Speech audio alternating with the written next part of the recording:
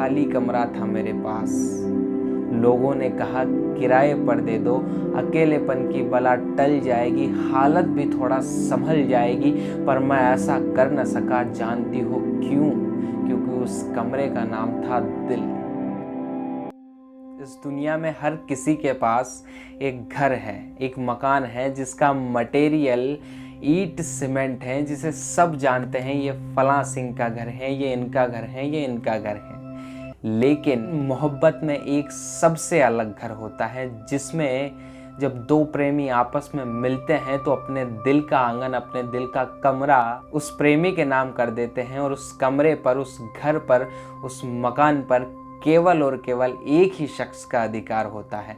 उसी के हंसने की सुनाई देती हैं तो उसी के रोने की सिसकियां सुनाई देती हैं। इस कमरे का मटेरियल क्या है ये भले ही साइंस जानता हो, लेकिन इसकी गणित क्या है, इसका रिश्ता क्या है, ये साहित्य, ये पोइट्री और मोहब्बत जानती हैं। लेकिन कई बार जब मोहब्बतें मुकम्मल नहीं होती तो ये आंगन, ये कमरा, ये घर सूना हो जाता है उस प्रेमी के बिना, उस मोहब्बत के बिना। और इसी अकेलेपन को महसूस कराया है सर मनोज मुंतशिर की लिखी मेरी फितरत है मस्ताना की एक नज़्म मेरा कमरा में, जिसमें ये महसूस होता है कि जब ये आंगन मोहब्बत के लिए तरसता है तो किस तरीके से उसका इंतज़ार होता है और किस तरीके से तड़पन महसूस होती है। कि कई बार बर्बाद हुआ, कई बार उजड़ा मैं, कई बार बर्बाद हुआ, कई बार उजड़ा मैं, बड़ी मुश्किलों से गुजरा मैं, तन्हाइयाँ, मजबूरियाँ, अकेलापन, सन्नाटे, मैंने कैसे कैसे दिन काटे।